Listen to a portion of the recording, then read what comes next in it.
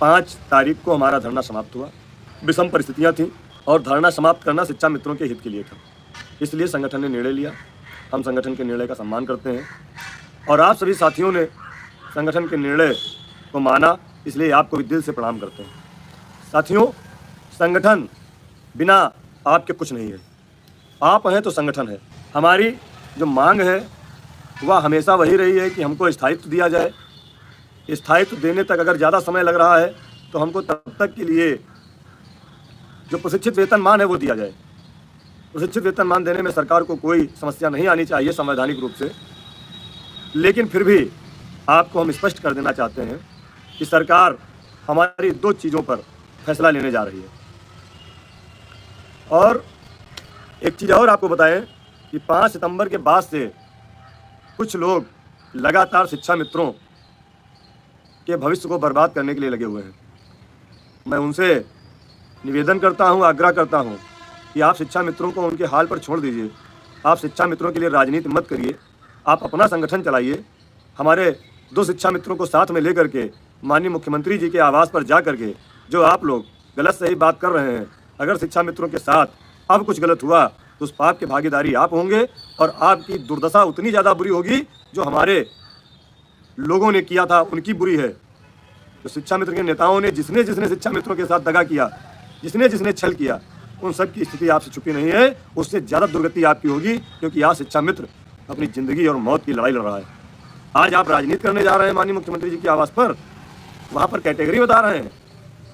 ये अक्षम्य है और इसकी सज़ा आपको भगवान जरूर देगा अगर आप कुछ गलत हुआ, क्योंकि सरकार ने मन बना लिया है। आपको बताऊं कि इस समय उत्तर प्रदेश में ये शिक्षा मित्रों की नाव को किनारे लगाने के लिए कोई काम कर रहा है तो वह मेरठ सहारनपुर शिक्षक विधान परिषद की सीट के माननीय सदस्य परम आदरणीय श्री श्रीचंद शर्मा जी हैं।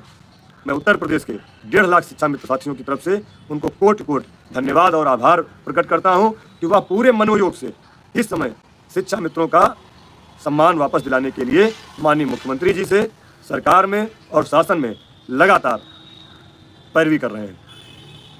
मैं माननीय एमएलसी साहब को शिक्षा मित्रों की तरफ से और कुछ तो नहीं दे सकता, लेकिन यह आश्वस्त करता हूं कि माननीय एमएलसी साहब, उत्तर प्रदेश का एक एक शिक्षा मित्र आपके लिए आजीवन ऋणी रहेगा। माननीय मुख्यमंत्री जी का ऋणी रहेगा और माननीय शिक्षा मंत्री श्री संदीप सिंह जी का भी ऋणी रहेगा।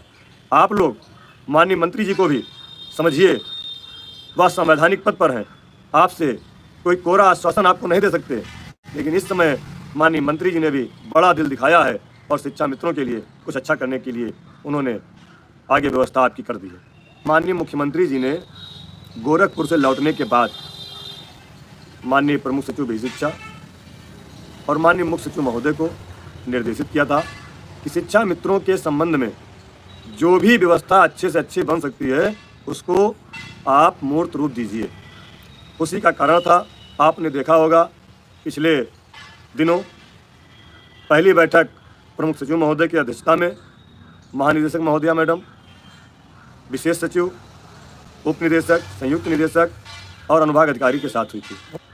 उसके बाद दूसरी बैठक माननीय बेसिक शिक्षा मंत्री जी ने अपने कार्यालय में उन बेसिक शिक्षा के समस्त अधिकारियों के साथ लेकर के और उस पर फाइनली अपनी मोहर लगाई। मैं माननीय मंत्री जी को बहुत बहुत धन्यवाद देता हूं। उसके बाद कल आपने, शायद आपको जानकारी नहीं होगी, कल चूँकि मैं आपको जानकारी नहीं दे पाया, कल एक उत्तर प्रदेश शासन में बहुत बड़ी बैठक हुई है और वह बैठक माननीय मुख्यमंत्री जी के निर्देश पर श्रीमान मुख्य सचिव महोदय के डायरेक्शन में उत्तर प्रदेश विधानसभा सचिवालय के कार्मिक विभाग में न्याय, वित्त और बेसिक के अधिकारियों के साथ बैठक की गई है। बहुत बड़ी बैठक थी और करीब 1.5 घंटे ये बैठक चली है। उस बैठक का भी पॉजिटिव रिजल्ट आया है। ये कार्रवाई माननीय मुख्यमंत्री जी आपके लिए करा रहे हैं। अब रही बात माननीय मुख्यमंत्री से मुलाकात की, तो माननीय मुख्यमंत्री से मुलाकात आपकी तय है, होनी है और जिस दिन माननीय मुख्यमंत्री जी के साथ मुलाकात होगी उस दिन आपकी फाइल माननीय मुख्यमंत्री जी के टेबल पर होगी।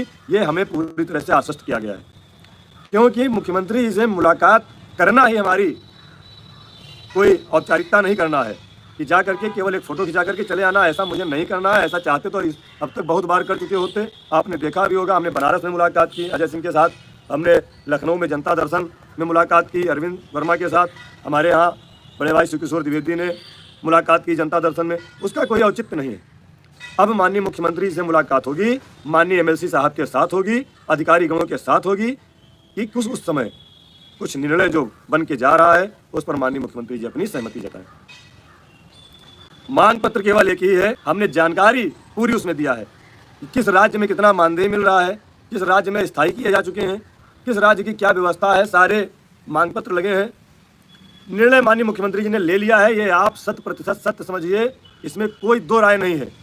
और माननीय मुख्यमंत्री जी के निजी सचिव महोदय और एसडी महोदय का कल भी फ़ोन आया था, उनसे बात हुई थी। हमारे संगठन के 2 पदाधिकारियों से बात हुई है, उनकी अलग अलग हुई है, लेकिन बात एक ही निकली है कि सीरियसली आपका काम हो रहा है और बहुत तेज़ी हो रहा है। मुझे तो उम्मीद नहीं थी कि इतनी जल्दी हमारी फाइल डीजी महोदया से प्रमुख सचिव से शासन से माननीय मंत्री जी से कार्मिक तक पहुंच जाएगी। 4 दिन के अंदर आपका सोच लीजिए, इतना बड़ा प्रदेश है, इतना बड़ा विभाग है और आपके लिए काम हो रहा है। और मैं अगर अनुदेशक साथी देख रहे हो तो मैं उनको भी बता देता हूँ, उनके लिए भी कुछ अच्छा सरकार करने जा रही है। जहाँ तक मुझे जानकारी कल शाम तक मिली है, आज मैं पूरी तरह आश्वस्त हूँ उत्तर प्रदेश की सरकार से कि वह शिक्षा मित्रों के लिए कुछ अच्छा करने जा रहे हैं। और वह जो भी करेंगे, आप एक चीज़ और समझ लीजिए, सरकार जो भी करेगी आपको स्वीकार करना चाहिए, हमें भी स्वीकार करना है। अगर कुछ कमियां रह जाएंगी तो उसको अगले स्टेप में हम लोग फिर पैरवी करेंगे। हमारे माननीय एमएलसी महोदय हमारे संरक्षक हैं, उनके माध्यम से अगर कुछ कमी रह जाएगी तो दोबारा उसको पूरा करने का प्रयास करेंगे। लेकिन जो भी सरकार देगी वह हमें स्वीकार होगा और ये आप सबसे भी हम स्वीकारोक्ति चाहते हैं। जो भी हो, अच्छा हो, हमारा भविष्य सुरक्षित हो और हमको बार बार लखनऊ में अपनी समस्याओं के समाधान के लिए ना आना पड़े, इसके लिए हम बार बार सरकार से आग्रह भी करेंगे और आपको आश्वस्त करेंगे कि आप लोग किसी के बहकावे में ना आए।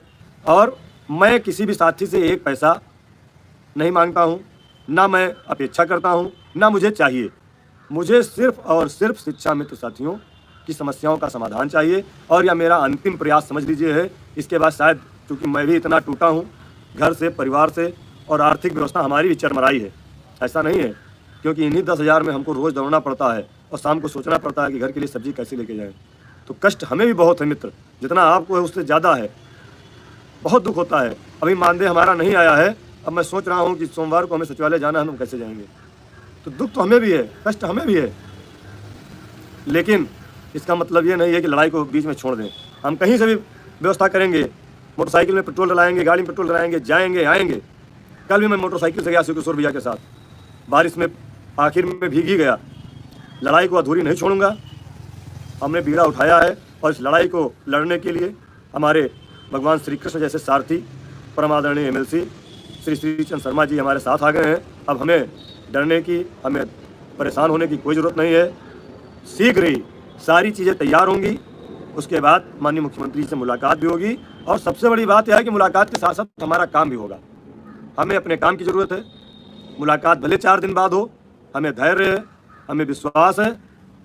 भले मुलाकात 4 दिन बाद हो, लेकिन हम हमारे काम के साथ हो। यही हमारा विजन है, यही हमारा लक्ष्य है। और जो लोग भी, मैं खुद कह रहा हूँ कि जो लोग शिक्षा मित्रों के भविष्य के साथ खिलवाड़ कर रहे हैं, राजनीति कर रहे हैं, अगर मैं कर रहा हूँ तो मैं भी, या जो कर रहे हैं तो चाहे जिस संगठन के लोग हों, बर्बाद हो जाएंगे। शिक्षा मित्रों की आह उन्हें ले डूबेगी। जो भी राजनीति करेगा, जिसको राजनीति करना है वह राजनीतिक पार्टी ज्वाइन कर ले, उस पार्टी में जाकर के राजनीति करे, लेकिन शिक्षा मित्रों के भविष्य के साथ खिलवाड़ ना करें। शिक्षा मित्रों को उनके संगठन के लोगों पर ही छोड़ दें। अब तक 3 बार वो जा चुके हैं, 3 बार। हमारे 1-2 शिक्षा मित्र साथी को पकड़ लेते हैं, 1-2 शिक्षा मित्र साथी को पकड़ लेते हैं और उनसे सचिवालय का पास डलवा देते हैं और जा करके वहाँ केवल और केवल बुराई करते हैं, बदनामी करते हैं और आपके द्वारा लिखे गए कुछ कमेंट दिखाते हैं, आपके द्वारा किए गए फेसबुक पर कुछ पोस्ट दिखाते हैं। ऐसे गंदे मानसिकता के लोगों को मैं बहुत कड़े शब्दों में निंदा भी करता हूं और अपने शिक्षा मित्र साथियों को आगाह भी करता हूं कि आप ऐसे बेवकूफ़ इंसानों से दूर रहें। और जो शिक्षा मित्रों के साथ घटियापन करेगा, जो शिक्षा मित्रों के साथ गलत काम करेगा, वह अवश्य नरक का भागी होगा। आज मैं खुले शब्दों में कह रहा हूँ, नाम नहीं ले रहा हूँ, लेकिन समझ जाओ जो लोग बार बार जा करके वहाँ पर शिक्षा मित्रों के भले से ज़्यादा संगठन की बुराई कर रहे हैं, शिक्षा मित्रों की पोस्टों को दिखा रहे हैं, उनको ईश्वर दंड देगा। हमारा सिर्फ एक मकसद होना चाहिए कि शिक्षा मित्रों के समस्याओं का समाधान कैसे हो। इसलिए सरकार के खिलाफ आपको लिखने की कोई ज़रूरत नहीं है, कोई बात करने की ज़रूरत नहीं है। बाकी बहुत सारे मौके ऐसे आते हैं जब आप अपनी बात कर सकते हैं, लेकिन सरकार से पोषण चाहिए तो सरकार से मिल करके काम करना है, सरकार से मिल करके बात करनी है और अपने साथियों का भला कराना है। यही हमारा अंतिम लक्ष्य है, अंतिम उद्देश्य है। ये मत समझिए कि मुलाकात नहीं हो रही है तो काम नहीं हो रहा। हमारा ज़रूरी काम है हमारा काम होना। हमारा काम भी हो रहा, हम लगातार उसकी निगरानी भी कर रहे हैं और एक जगह से नहीं, तमाम बिंदुओं से बात होती है, उसका क्रॉस चेकिंग भी होता है। हमारे एमएलसी साहब लगातार अधिकारियों से बात कर रहे हैं। मैं स्वयं जा करके देख रहा हूँ कि बेसिक शिक्षा का पूरा अमला इस समय लिखा पढ़ी में लगा है। बड़ा मुद्दा है ये। आप क्या सोच रहे हो कि केवल अगर मुख्यमंत्री को निर्णय लेना होगा तो 1 मिनट में ले लेंगे, लेकिन जब उसमें होमवर्क पूरा हो जाएगा तब, कि बाद में कहीं कोई दिक्कत ना आने पाए, बाद में कोई समस्या ना आने पाए। आपने देखा होगा पहले भी कई घोषणाएं हुई और घोषणाएं होकर के वो सिर्फ घोषणा ही रह गई। इस बार हम लोग नहीं चाहते हैं, सरकार नहीं चाहती है कि कुछ कहा जाए और वो ना हो, ये ठीक नहीं होगा। इसलिए सरकार जो भी कहेगी वह करेगी। इसके लिए शासन में होमवर्क पूरा किया जा रहा है। तब तक आप सभी लोग धैर्य बनाए रखें, मुलाकात भी होगी, बात भी होगी और हमारा काम भी होगा। इसी दृढ़ विश्वास के साथ, दृढ़ निश्चय के साथ आप अपने ज़िले में सभी साथियों को समझाएं कि किसी भी प्रकार की अनावश्यक टिप्पणी से बचें और अपने साथियों के बीच में रहें, कोई भी गलत कदम ना उठाए। ज़रूर हमारे लिए कुछ अच्छा होने जा रहा है, जल्द ही आपको कुछ अच्छा मिले, इसके पूरी उम्मीद